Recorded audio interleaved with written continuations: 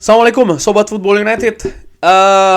Gue ingin sampaikan update terkait dengan proses penjualan Manchester United. Sampai gue bikin ini belum ada keputusan ya, apakah siapa yang akan jadi pemilik selanjutnya. Tapi ada kabar dari The Athletic, media yang menurut gue kredibel, sangat bisa dipercaya terkait dengan proses tersebut.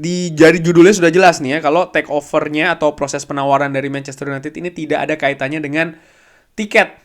Apakah Manchester United mendapatkan tiket Liga Champions untuk musim depan atau tidak? Ini tidak ada pengaruhnya bagi Sheikh Jassim dan juga Sir Jim Ratcliffe, di mana Manchester United akan finish musim ini.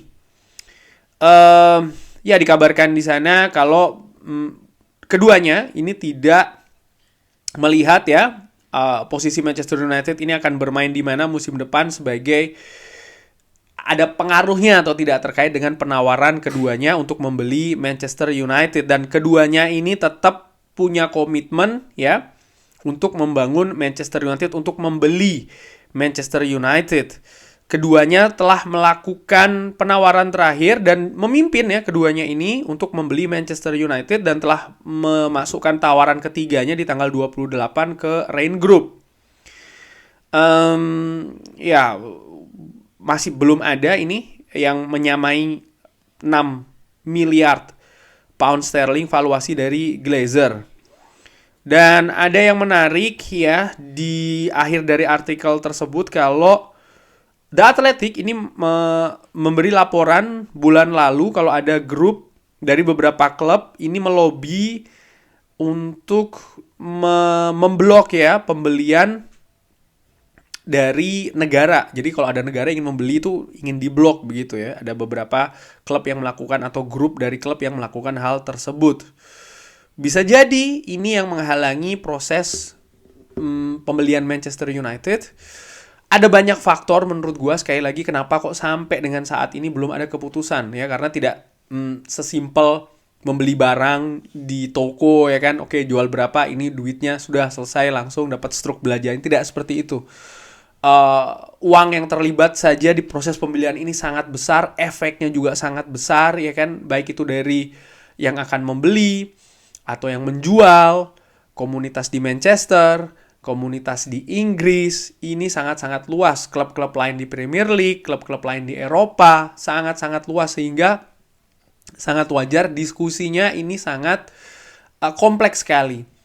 Dan situasi ini kan berbeda dengan contoh mungkin penjualan Chelsea, karena pada saat itu ada dorongan dari situasi politik ya kan di Eropa yang akhirnya mempercepat proses penjualannya, karena juga ada deadline dan keharusan dari satu pihak untuk melepas ya kan, sehingga ya mau nggak mau prosesnya berjalan sangat cepat sekali. Nah, sementara Manchester United ini kan berbeda, tidak ada paksaan dari Glazer untuk menjual dengan deadline tertentu.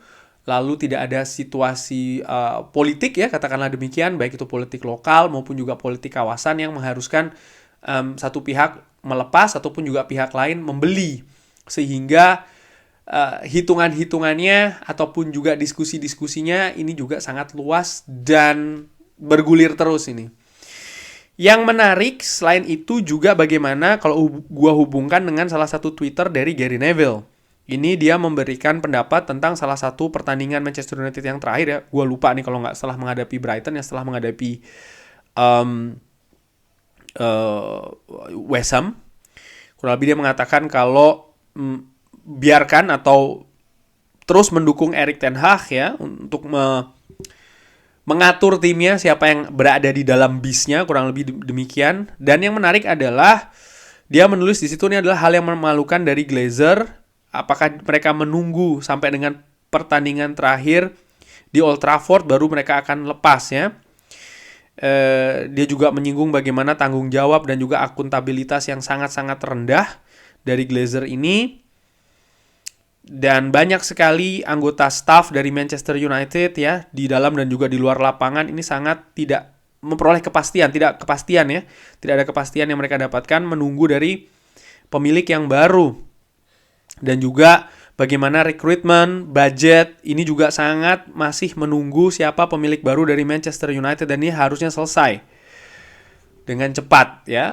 Ini yang diharapkan oleh Gary Neville kalau yang gue tangkap dari apa yang ditulis di Twitternya. Ya gue sangat sepakat kalau ini seperti kayak digantung situasi staff ya kan, dan ini sangat mempengaruhi roda perputaran klub, operasional klub. Staff kok ada pengaruhnya, pegawai kok ada pengaruhnya, tentu saja perubahan manajemen dari Manchester United ini kalau menurut gue sesuatu hal yang pasti nanti akan terjadi.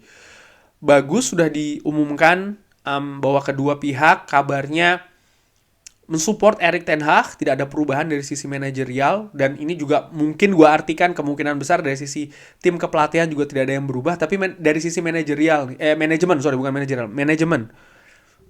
John Murtough apakah akan berubah di sana? Karena gue harapkan siapapun ya, maupun John Murtough maupun pihak lain bisa bekerja sama dengan baik dengan Erik ten Hag. Gue melihat Erik ten Hag di Ajax pun juga demikian, tanpa Mark Overmars berbeda.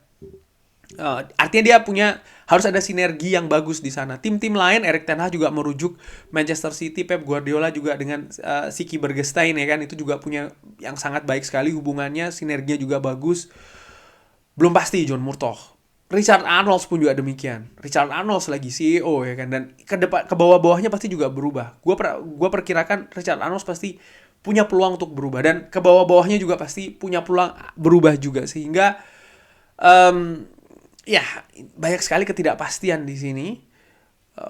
Oke, tadi disebutkan oleh artikel kalau tidak terkait dengan Champions League. Tapi kapan ini akan dilepas oleh Glazer? Karena semakin lambat maka semakin sempit sekali ya masa persiapan tim untuk bukan cuma tim tapi juga klub ya, perubahan klub. Nah, perubahan klub ini nanti juga ada kaitannya dengan perubahan tim. Budget ya kan, diputuskannya seperti apa dan lain-lain, lalu operasional tim dan lain-lain ini akan semakin sempit, dan ini bisa sangat mempengaruhi masa persiapan untuk musim depan, di mana masa persiapan ini sangat penting. Manchester United di musim-musim sebelumnya, terutama di pandemi ya, tidak memiliki masa persiapan yang bagus, sehingga ya hasilnya di kompetisi pun juga tidak maksimal. Di musim ini Manchester United memiliki masa persiapan yang penuh, dan hasilnya sejauh ini lebih baik daripada musim-musim sebelumnya. Marcus Rashford mengakui betul perubahan permainan ya, dan juga kontribusi musim ini sangat-sangat erat dengan pre-season yang sangat penuh ya, yang dia bisa lalui dengan penuh. Ini berbeda dengan musim sebelumnya. Oleh karena itulah gue berharap ya mudah-mudahan akan segera diputuskan ya, siapapun itulah. Dan balik lagi ke judulnya ya, melegakan kalau memang kabarnya betul tidak ada kaitannya dengan Champions League, dan kedua calon pemilik ini, baik itu Sheikh Jassim dan juga Sir Jim Ratcliffe, tetap komitmen membangun Manchester United mau dimanapun posisi dari Manchester United. Tapi walaupun ownernya tetap komitmen, nah gue sih tetap komitmen juga ingin supaya Manchester United bisa finish di 4 besar di Champions League, karena ya garis besarnya adalah akan mempermudah lah ya proses membangun tim lagi dari Erik ten Hag untuk masa depan dari Manchester United. Kurang lebih demikian. Bagaimana menurut Sobat Football United? Drop di kolom komen. Terima kasih sudah menyaksikan. Mohon maaf kalau ada kurang-kurang. Sehat-sehat terus sekeluarga. Jangan lupa like, sholat, subscribe. Wassalamualaikum warahmatullahi wabarakatuh.